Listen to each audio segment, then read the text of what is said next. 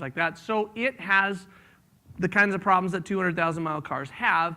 This problem is that the key won't come out of the ignition, so you can't get the key out. So at all times, it's draining down the battery. So what happens is you've got to be somewhat careful. You got your jumper cables with you and things like that when you're out and about and driving. And of course, the keys are always in it, so someone can always steal it anytime they want.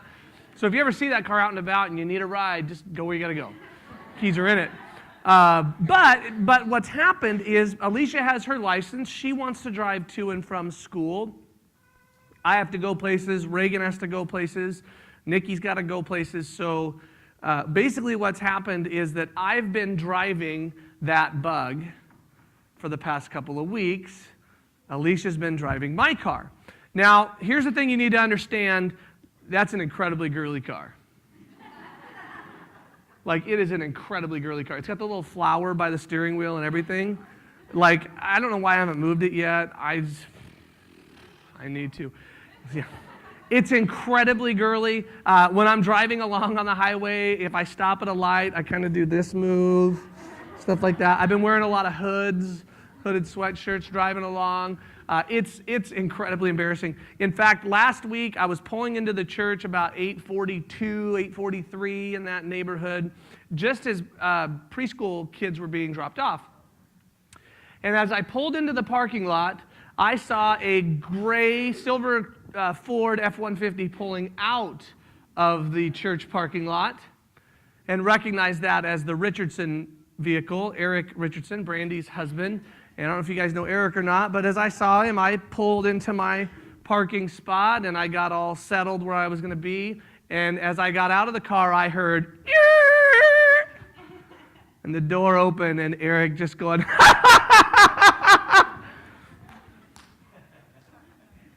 said, "Love you too, buddy." So then he sent me a text message that said, "You were listening to One Direction, weren't you?" Said, "New Kids on the Block, thank you very much." So embarrassing. It is incredibly embarrassing. It's so bad. And it is not what I would choose. In a million years, I would not choose to drive that car. But I also remember what it was like to be 16 and want to be able to drive. It's such a different experience in our house because, we've got things that people have to do, and Jaden's got to go to dance, and people are going different places. And for the last several months, it's been, hey, who's going to take Jaden to dance? And Reagan is like, I don't want to. Now, Alicia, we're like, who wants to take Jaden to dance? She's like, I'll go. We're like, hey, we've only got like 16 rolls of toilet paper left in the house. She goes, I'll go get some more if you want some more. I mean, she's ready. She's in that, that you just turned 16, and you want to drive, and you don't care why you're driving. And I recognize that she really wants to be able to drive, and I don't want my daughter to be stranded with a Bug that won't start, and some strange guy has to start it and kidnaps her, and she's in the sex trade in Europe, okay? Those are the crazy things, And then I got to call Liam Neeson and say, I will come get you, whatever. I don't want any of that. So I'm driving the Bug for Alicia's sake. So this morning, that was crazy. As we continue our series on the essential stories of Jesus, I want to look at a significant story that took place during Passion Week. And in it, Jesus does something that the vast majority of us would not choose to do. And yet he does it for the sake of his disciples. If you have your Bible, open it to John 13. We're going to look at verses 1 through 17. John 13, 1 through 17. It says this. It was just before the Passover festival. Jesus knew that the hour had come for him to leave this world and go to the Father. Having loved his own who were in the world, he loved them to the end. The evening meal was in progress, and the devil had already prompted Judas, the son of Simon Iscariot, to betray Jesus. Jesus knew that the Father had put all things under his power, and that he had come from God and was returning to God. So he got up from the meal, took off his outer clothing, and wrapped a towel around his waist. After that, he poured water into a basin and began to wash his disciples' feet, drying them with the towel that was wrapped around him. He came to Simon Peter, who said to him, Lord, are you going to wash my feet? Jesus replied, you do not realize now what I am doing, but later you will understand. No, said Peter, you shall never wash my feet. Jesus answered, unless I wash you, you have no part with me. Then Lord, Simon Peter replied, not just my feet, but my hands and my head as well. Jesus answered, "Those who have had a bath need only to wash their feet. Their whole body is clean, and you are clean, though not every one of you." For he knew who was going to betray him, and that was why he had said that not everyone was clean. When he had finished washing their feet, he put on his clothes and returned to his place. "Do you understand what I've done for you?" he asked them. "You call me teacher and Lord, and rightly so, for that is what I am. Now that I, your Lord and teacher, have washed your feet, you should also wash one another's feet. I have set an example for you, that you should do as I have done for you. Very truly I tell you, no servant is greater than his master, nor is a messenger greater than the one who sent him. Now that you know these things, you will be blessed if you do them." So in this story, there's a whole lot going on, and there are some incredibly significant theological themes that we see throughout the passage. But throughout our series on the essential stories of Jesus, we've been looking at the passages from the perspective of followers of Jesus who want to learn what we're supposed to do. Okay, how are we supposed to act as followers of Jesus? And the beauty of this story is that Jesus says, "Hey, I'm setting an example for you to follow." So it's pretty nice that he lays it out really, really clear that this is what I want to happen. I'm going to do this, and you guys follow my example. So what example did he set for his disciples and for all the disciples that would follow? Now, a lot of people have taken this very literally and established a foot washing ceremony as a regular practice on par with baptism or communion. And those are certainly incredibly powerful times. Has anybody ever been a part of a foot washing ceremony? You've done that? A few of you guys? I've done that. It's awesome, and it can be very, very powerful. So I certainly don't want to speak against the idea of doing that. It's great. But we have to go beyond that, because Jesus didn't say do what he did. He said to do as he did, and there's a significant difference. So what is it that Jesus did? He served his disciples. When Jesus washed his disciples' feet, he demonstrated his servant nature. If we are to be like Jesus, we must see ourselves as servants.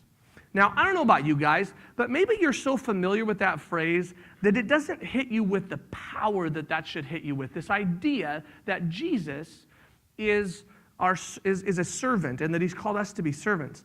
And maybe the problem is that, Jesus, he's our servant. He serves us. He's our Savior. He's our co-heir. But he's also very much our King. Very much our King. And so that idea would have been very fresh in the minds of his disciples, because what had just happened in Passion Week, right? How does Jesus start the week coming into Jerusalem? He's on a donkey, and all the people are saying, "Hosanna, blessed is he who comes in the name of the Lord. Blessed be the King." Okay? So this concept of Jesus as a king riding into town is something that we see. So back that up a little bit, guys. Kings don't serve. Kings get served. Kings don't wash feet. Kings have people who wash all of them and do whatever they want them to do. The concept here is so different and so contrasted from what we see most of the time. But Jesus is like no other king the world has ever seen. And he was clear in his actions and just as clear in his words to the disciples. Look at Matthew 20, 25 through 28. He said this. Jesus called them together and said, "You know that the rulers of the Gentiles lord it over them, and their high officials exercise authority over them." You guys ever seen that in our world? People who are in authority lording it over other people? It's kind of common. Not so with you. Instead, whoever wants to become great among you must be your servant, and whoever wants to be first must be your slave, just as the Son of Man did not come to be served, but to serve and to give his life as a ransom for many. Look, it's not just kings, it's all of us, isn't it? We are incredibly selfish beings, aren't we? Being selfish comes very easy to us. None of you has to wake up in the morning and think, "Gosh, I've taken care of everybody's needs in the entire world, and I've never even considered myself." Now, some of you might think, well, parents, they go, man, I don't know about you guys, but when I'm parenting, I'm just thinking, man, why don't I get to do what I want to do? I'm doing their stuff, right?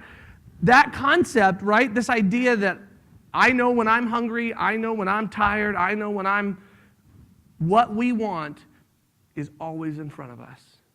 Because of our sin nature, because of the brokenness of the world that we live in, because of our flesh, we're selfish. It's easy for us to look out for ourselves. I do. I want to be served, right? And my kids would testify to that. For real, right? I mean, they are all about that. They wait on me hand and foot. I'm always asking them, hey, bring me the remote. Bring me some chips. Find the remote that I probably lost, but it was probably you, if we're being honest. Right? Now, look, before you guys feel bad for the kids and before they complain, that's why we had kids. There's no other upside to kids, right? You guys cannot. There's nervous laughter. You know it's true. They make you have to drive a bug around. They're noisy, snotty. I mean, all that kind of stuff. They become teenagers and they're mean to you, right? The reason I had kids was so that I'd get a turn at having people serve me. And some of you guys are honest, and some of you guys are like, whoa. Now, before you condemn me and think, what a jerk, he makes his kids serve him hand and foot. Do you know why my kids don't want to serve me hand and foot? Because they want to do what they want to do. The reason they're bothered is they're like, I want to be doing my kind of thing. Because our nature is to want what we want, to do what we want, to be focused on us. And listen, you have to understand that concept. If you can't swing that far this direction to get this idea that we want what we want at all times in our sin nature, then the absolute incredible nature of what Jesus does here is lost on us. If the idea that being a servant comes natural to us is the way we approach this, then what Jesus has done is not extraordinary. But when we start to realize how selfish we are, how self-absorbed we are, how easy it is for us to focus on me, the contrast in Jesus is striking.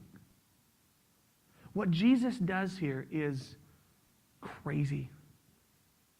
It is insane. It is so different than what our flesh says, than what the world says. This is not only a king, this is the King of Kings serving. That's huge. We have to get that. And here's the thing. He says he wants his followers, he wants us to follow his example and to be people who say, I'm not coming to be served, but to serve. I'm going to do for others instead of focusing on me. It is absolutely a decision of the will. It is absolutely a choice that has to be made. It is not something that's just going to be natural to us to say, well, I'd just rather serve every other person. Because most of the people I know who really want to serve every other person are really trying to serve other people's perception of them. This idea of service is contrary to our nature. It's the work of the Holy Spirit in us. And Jesus gives us this incredible example of it and says, I want you to do what I did for each other and for others. So as followers of Jesus, how do we have to see ourselves? I think above all else, maybe the number one way we should describe ourselves is as servants.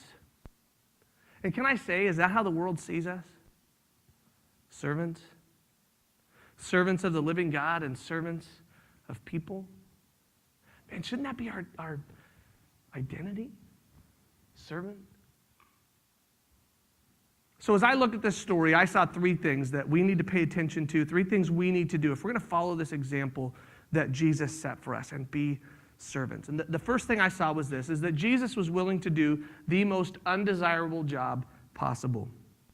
If you've read your Bible or been around the church for any amount of time, you may know that feet washing was a crummy job, okay?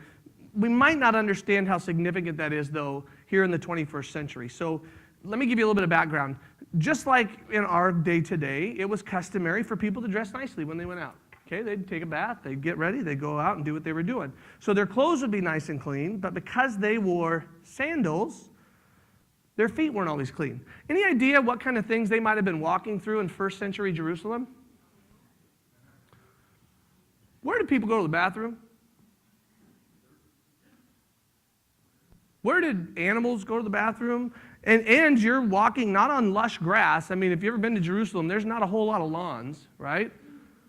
So, and they didn't have a lot of sprinklers at the time. So it's dirty, it's dusty, it's gross. And on top of that, feet are kind of gross, aren't they? I mean, I play basketball 4 mornings a week, and at the end of the day, like, you'll come over and you'll sit with the guys and you change out of your basketball shoes, and that's like, hey, woo!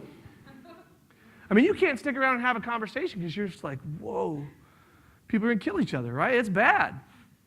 So feet are kind of gross. It's kind of this nasty, disgusting, dirty job, right? And so even though it was a nasty, disgusting, gross job, when you came into somebody's house, you can't just walk around with nasty, dirty, disgusting feet. So you've got to have your feet washed, even though the rest of you is clean. Now, typically, that was the job of a servant.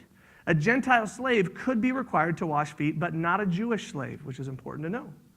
Jesus acknowledged this by his actions. If you look at the passage when I read it to you, it said that he took off his outer garment so that he was left with his tunic, a shorter garment like a long undershirt.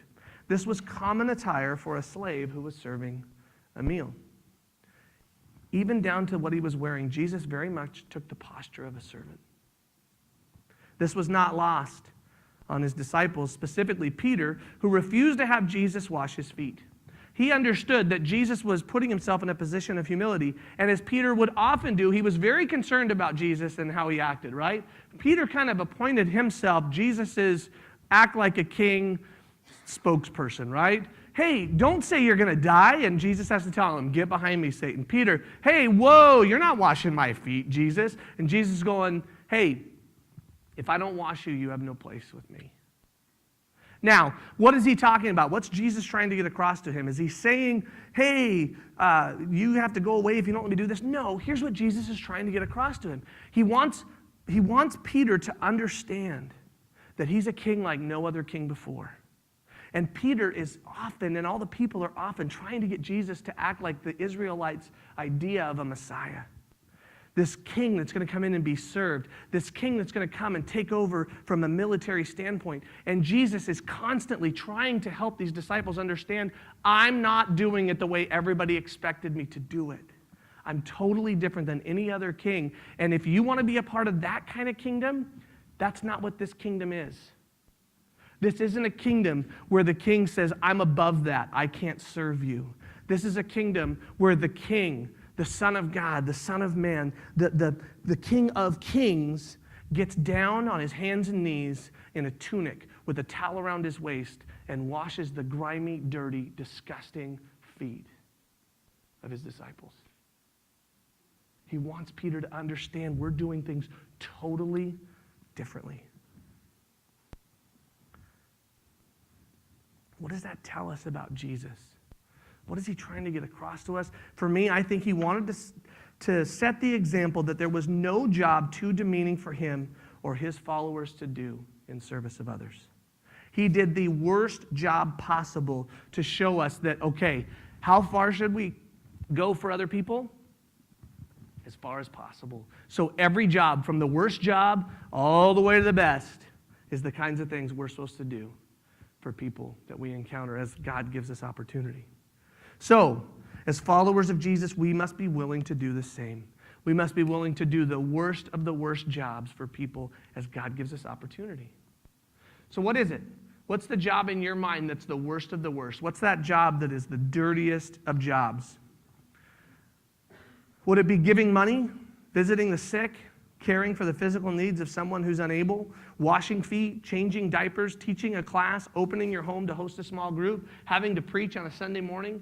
What's that thing that for you you're just going, whoa, I'll do that. I'll do anything but that. Here's what Jesus says with washing of the feet. He says, take the but that off. I'll do anything. That's what he's calling us to. I will do anything to serve God and to serve others.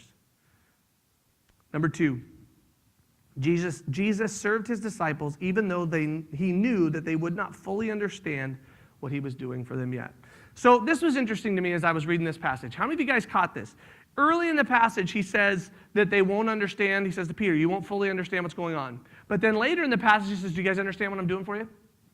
Did you guys catch that? Anybody? No? You guys just you just read and tell us what to do, right? No. Okay, he says that. He says, hey, you guys aren't going to fully understand this yet. You'll understand later. And then he says, okay, do you understand? What's that about? What's he trying to get across? For me, I'm going, man, he's kind of talking out of both sides of his mouth. Well, here's the key. Here's what Jesus wanted them to understand. He knew he was about to die, and that he was embarking on the greatest example of humility in the history of the world on the cross. So when he asks if they understand, he wants to make sure that they get the basic message, even if the deeper message won't be fully understood until later. He wanted them at the end to understand, listen, guys, I want you to serve other people. But he understood that there were going to be layers to what he had done for them that would not be understood for days, weeks, months, even years. I'm guessing that throughout the rest of Peter's life, he continued to have a greater understanding of what it was that Jesus had done for them. And it would not shock me if even into eternity, Peter is continuing to understand more and more and more about what it was that Jesus did that day. Okay? He wanted to understand the basic principle, but understand that there'd be layer upon layer put on top of that. Now, for us, when we serve other people, that's not easy, is it? It's not easy to know that I'm going to serve somebody, but they're not going to necessarily know why I serve them. Do you know why that's hard for us? We like recognition, don't we? No, we're church people. We don't like recognition. We're all holy and good, and we don't have any interest in that. And so when we do nice things for people, we do it in secret. We don't let anybody know. We're really, really careful to make sure nobody knows what's going on, aren't we?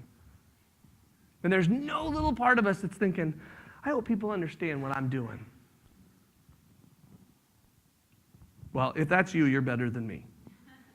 We struggle with that. We struggle with this desire to be recognized. But I think even more than just a desire to be recognized, I think even more is that we're not always motivated by selfishness. I think sometimes we're motivated by a desire to have the things that we do matter. If we're committed to the cause of Christ, we should want our service to have an eternal impact. And so as followers of Jesus, it's appropriate to hope that people would be drawn to Jesus when we serve them. We see our service as an investment, and we don't want to waste our time. We want what we do to matter. We want to be able to say, hey, I did this, and then God did this, boom. That makes sense, doesn't it? But how often do we have no idea what our service has to do with anything? One of my favorite examples of this, 7 or 8 years ago, Tony Jones walked into our building, and I said, wow, we have a guitar player. And I said, God, how glorious of you to provide a guitar player for us. I know exactly what you're at work at here. You brought Tony, and now we'll have a guitar, and now the whole church can grow, and it's going to be wonderful because you can't grow without a guitar, and blah, blah, blah, blah, blah. And I feel like God just looked at me and was like, oh, Scott, you're so sweet. I love your incredibly limited idea of what's going on. Because here's what I didn't know. I didn't know that Tony had a sister named Lori. And I didn't know that Lori knew a man named Greg. And I had no idea what Greg and Lori's story was going to look like. Because I was thinking, we need a guitar. And God's going, Scott. And here's the thing. I can't even begin to imagine how many layers there are to what God wants to do beyond my limited and finite understanding of what's going on. So here's the problem. Guys, Jesus sets this incredible example for us. He says, look, serve. Even if people don't get why, even if you don't get why, but just serve. Even if they aren't understanding all the steps and all the pieces to this. Because Jesus understood that the things we do for his kingdom's sake are never wasted. They impact our own hearts, and he uses them in the lives of those we serve in his own time. My job is not to make sure that my service accomplishes its purpose. My job is to serve my master. Did you hear that? My job is not to make sure that my service accomplishes its purpose. My job is to serve my master. Because he's the only one who truly knows the purpose of my service anyway. Number 3, Jesus served the person who was about to betray him. Look again at verse 11. It says, as Jesus is speaking to them, and he says that not all of you are clean, For he knew who was going to betray him, and that was why he said that not everyone was clean. Jesus knew exactly what Judas was about to do, and he served him anyway. He knew that Judas was going to betray him, that he was going to take 30 pieces of silver and turn him over and have him arrested, and that it would end at the cross. And he served him anyway. Look, all of us have experienced wounds, and we've experienced them deeply, and that's great. But I want you to think about that for a minute, because we get so caught up. We've seen these stories. We've read these stories. Listen, Jesus spent 3 years with Judas. They ate together. They laughed together. They ministered together. They wandered the countryside together. For 3 years, he was one of the 12. They were connected. Judas was loved by Jesus. And Judas betrayed him. I don't know about you guys, but I would be like, you know what, Judas, why don't you go do what you got to do? Because these 11 and I are going to do something special. You go be a part of this thing, he doesn't do that. He washes Judas's feet. He does this disgusting, most undesirable job. He serves Judas, the guy who is about to leave and betray him. That's nuts, isn't it? Isn't that crazy? It's so contrary to how we do things. It's contrary to how I do things. Look, I've said to you a lot of times, I struggle to forgive people who hurt me. And the fact is, I've never really been hurt that bad. I've lived a pretty easy life when I think about it. I've certainly never had anything close to the level of what Jesus experienced. And yet Jesus sets this example for me and for us. He goes way beyond forgiveness. He humbles himself and he serves Judas. Why? And I got to tell you, when I was sitting in my office and I was asking this question of the Lord, this next sentence hit me like a ton of bricks. I hope it hits you the way it hit me. Listen, the reason that Jesus served Judas is because Jesus' actions that day and every day were based on his own character rather than the character of those he encountered. That just hit me hard. That's not me. My character is often influenced, often motivated, often driven by the character of the people around me and the way other people treat me. That's not what Jesus did. That's not what Jesus did. He served these people. It's so different than me. I got to tell you, I went to Subway the other night on 15th, and I'm standing there. I walk in. I'm the last person in line, and like there's nobody behind me, and a couple people are getting sandwiches, and there's a couple right in front of me. I thought, oh, this will go fairly quick. We'll be fine. And then those two people walked up to the counter and said, we have 12 sandwiches we need to order. I just have one. And I'm like, look, what's the right thing to do if you're that couple? You turn around and go, hey, man, do you just have one? Why don't you go ahead of us? Because we got like 12 sandwiches we're doing. You want to go in front of me? But they didn't do that. They didn't even look at me. And I'm just like, so they're doing these sandwiches, and I'm sitting there going, I am not doing a sermon right now on serving other people. Seriously, I don't want to have a good attitude towards these people. I want these people to realize how selfish what they just did was. Because I just want one stinking sandwich. And look at me. I just want to go home. That's all I'm looking for. I've been gone for like 12 hours. I just want to go home and have a sandwich. What kind of vegetables would you like on this sandwich? Let me look. I'm not really sure what she's looking for. I think it's like lettuce and tomato. I'm not sure. Do you know what she wanted? Just put everything on it. She'll pull off what she doesn't like.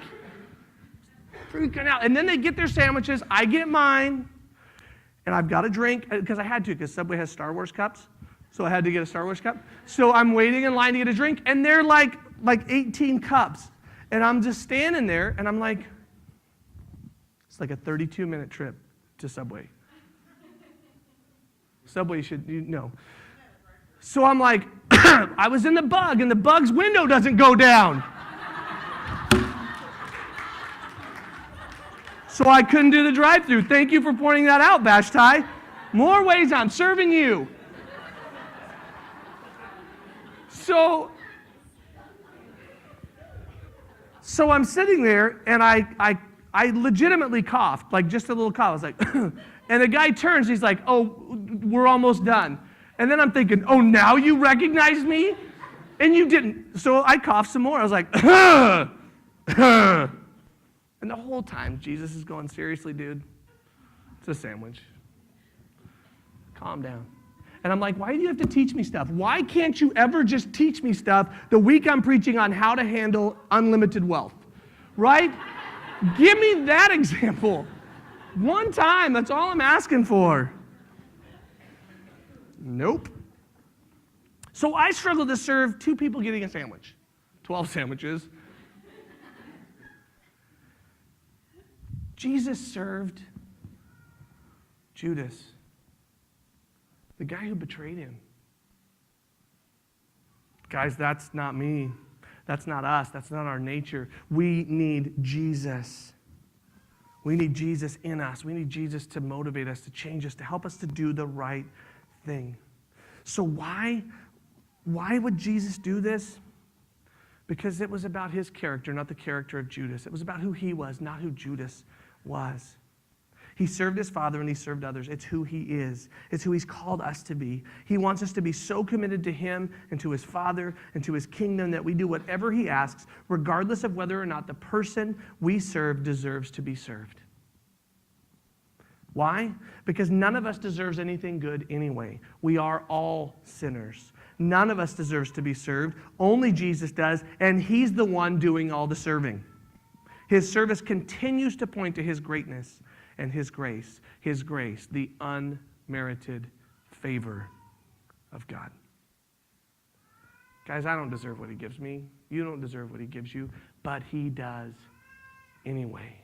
And Judas is no worse than us. He was a sinner. We're a sinner. We can't go, well, we're here. But we need Jesus desperately. Which brings me to the real point in all of this as we talk about God's grace. Why did Jesus wash their feet? What was the real example he was setting? We have to go all the way back to verse 1. Having loved his own who were in the world, he loved them to the end. When he washed his disciples' feet, it was the most profound revelation of the heart of God we have seen apart from the crucifixion itself. He said that they would fully understand later. That's because foot washing was an illustration of his death. He was going to serve them and all of us on the cross. He saved us by his grace because of his great love. He washed their feet because of his great love. You see, there was so much more to this than just what we see. Beyond just slaves washing feet, do you know who else washed feet? Wives would wash their husbands' feet, children, their parents, and disciples, their teachers. There was a level of intimacy involved in these cases, different than when the Gentiles would wash. The slaves would wash their master's feet. It was more than an act of service. It was an act of love. Why did Jesus wash their feet? Because he loved them. The same reason he went to the cross. He wanted them to know that there was no job beneath him, but he wanted them to know why. It was because of his incredible love for them and for his Father. Why do I drive the bug around for Alicia? It's because I love her. That's the point. Jesus is continually motivated by love. And so, as followers of Jesus, we see that every opportunity to serve is actually an opportunity to live out the greatest command, to love God and love other people. And so here's what you need to understand. What is love? Love is not a feeling, love is a verb. And loving feelings follow loving actions, not the other way around. We live in a society that wants to tell us on our movies and TV and wherever you go that, oh, you have this warm fuzzies and you love people, so treat them with love. And the opposite is true. What really happens is, no, you need to make a decision to love, and loving feelings will follow those loving actions. Love, guys, is a choice that we all get to make. And can I tell you, you don't have to love what you're doing while you're doing it. I'm guessing that Jesus wasn't like, I'm so glad I get to do this. This is really fun. Oh, they probably stepped in some dog poop. What a great thing. So glad I get to do this. No, you don't have to love what you're doing. You don't have to enjoy what you're doing. In a lot of ways, what makes it love is that you're choosing something that's really not that great. Loving actions. Love is a choice. Jesus didn't enjoy the cross, but love is a choice. And we all have an opportunity to make that choice to serve God and to serve our fellow man, to follow the example of our Master.